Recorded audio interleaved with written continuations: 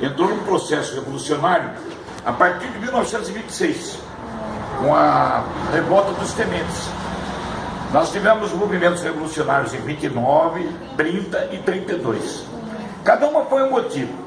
A de 30, por exemplo, foi a discordância dos gaúchos de uma eleição livre em que o gaúcho perdeu para um cidadão de Itapetininga a presidência da República. E o Getúlio perdeu para o Júlio Prestes, alegando que tinha havido anomalia na contagem de voto, e que na realidade se houve lá no Rio Grande do Sul, porque lá teve uma abstenção enorme. Então eles resolveram tomar o poder na marra, quer dizer, destituíram Washington Luiz, que era o presidente, avançaram no Brasil na base da força e tomaram o país, instalando uma ditadura. Isso foi em 30. Em 32, São Paulo, magoado com isso, não queria que Getúlio continuasse governando em regime ditatorial, queria uma Constituição. São Paulo briga pela Constituição e faz uma nova revolução para exigir a Constituição. E aí, não na hora, mas meses depois, foi feita a nova Constituição. 1 ano, 2 anos depois, foi feita a nova Constituição. Então, a primeira nós fomos derrotados. Na segunda, valeu-nos a sensação de que a semente lançada veio a gerar fruto. Então, esses foram os motivos dessa sequência de revolução que foram danosos para o país, porque morreu muita gente, dizimaram a agricultura, acabaram com o comércio. O Brasil teve que recomeçar praticamente do zero, principalmente aqui no Sul, onde foram os combates realizados enormemente aqui em Itararé, que foi um ponto-chave dessa revolução. Qual é a outra pergunta? Na sua opinião, foi preciso essa revolução? Estou dizendo, é duro você desassociar 32 e 30. 30, nós fomos desrespeitados democraticamente. Numa eleição pública, requisitaram as casas maiores que tinha aqui, escolas, para se alojar. Aqui na Rua 24 de Outubro, onde hoje existe a cerâmica Cerrado, onde vem os tijolos da Cerrado, eles fizeram um hospital de guerra. Até era interessante se fotografar, o prédio continua igualzinho era na época.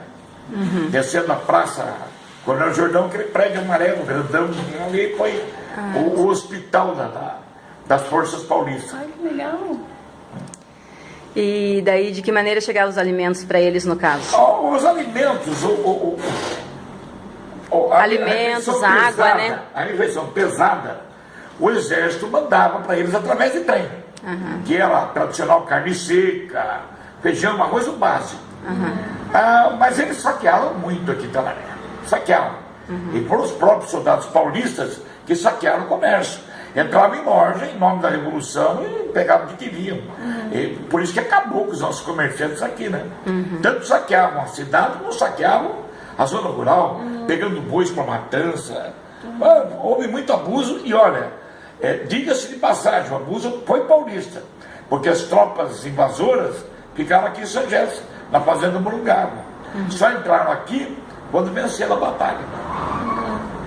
E durou quanto tempo daí, no caso, essa revolução? A batalha de 1930, ela demorou mais ou menos uma média de 6 meses. A de 32 foi mais rápida, foi base de 3 meses. 3 meses. As duas concluíram em outubro.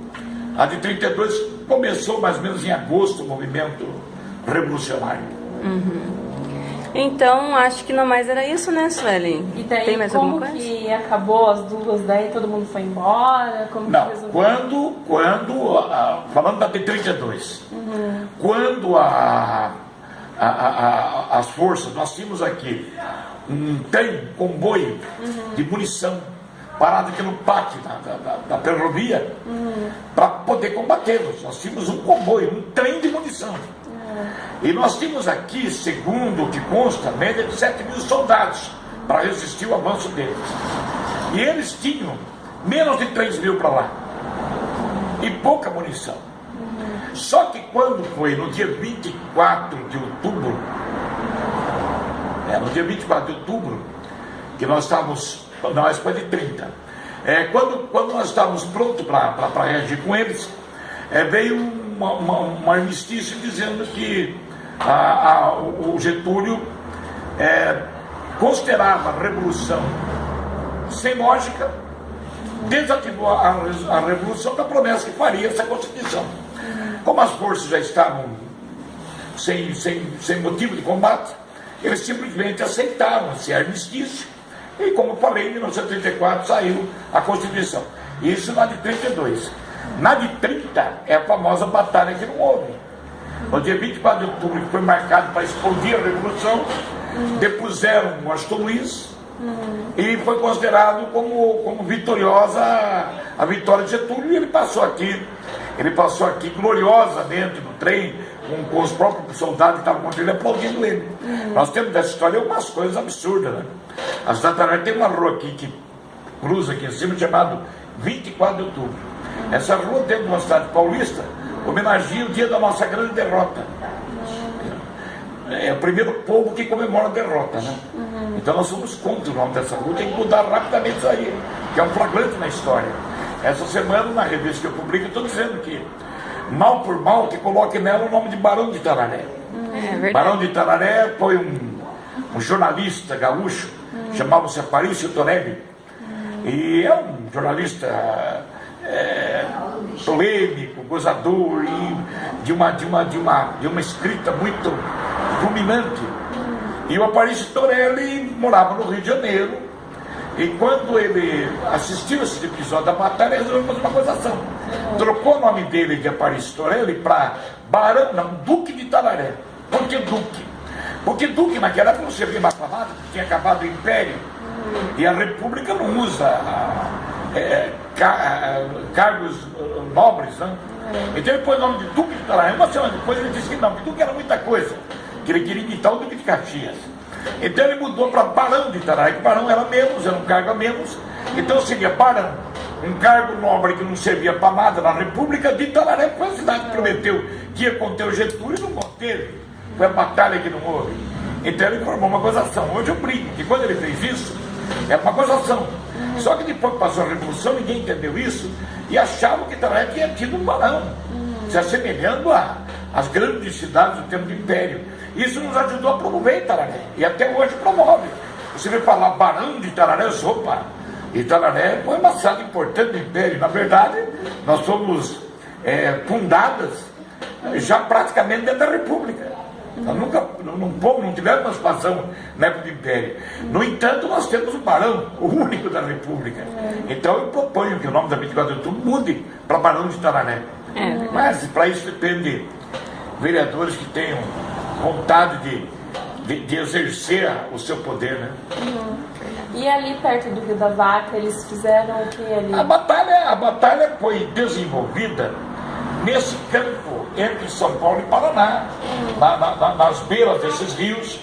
O Rio Caiçara é uma corrente do Rio Itararé. Então as batalhas estavam aqui, porque eles vinham pelo território paranaense e tentavam combater as nossas tropas. Há um fato muito curioso numa dessas batalhas, a de 1930, que eles deram um tiro de canhão ali da Morungaba, acertaram a torre da igreja aqui. Nossa! Está certo que a olho nu e linha direta deve dar 2 km, 3 km, mas é um fenômeno, né? Então assustou os paulistas pela artilharia avançada que eles tinham. Então, é muito duro se estudar a história da Revolução separando elas. Entendeu? Separando elas. Porque a de 32 ela foi uma consequência do paulista que já estava mordido, já estava humilhado, porque até então São Paulo era um estado em conteste, ninguém discutia com São Paulo. E em 1930, essa revolução nasce do quê? Dos paulistas que não respeitaram o acordo do café com leite. Porque em toda a campanha presidencial, São Paulo se unia com Minas Gerais para lançar um candidato a presidente e vice. Ora, o mineiro era o presidente, o paulista era vice, ora, o paulista invertia isso aí. E em 1930, o paulista não respeitou isso. E pegou, e não atendeu a esse pedido de Minas. Minas, inclusive, foi um dos estados que se posicionou contra São Paulo. Por isso que eu digo, é muito duro estudar a Revolução de 32, desmembrando ela de 30. Que praticamente uma revolução vai sendo consequência da outra. Entendi. E acho que aqui a gente termina agora, né Sueli? Então daí a gente queria agradecer, né, pessoal? A gente queria agradecer agora ao senhor Hélio Porto por ter prestado a casa, a vontade, a presença, tudo para a gente fazer essa entrevista. E a Sueli, que precisa aparecer no vídeo, vai me dar um tchauzinho também para eles.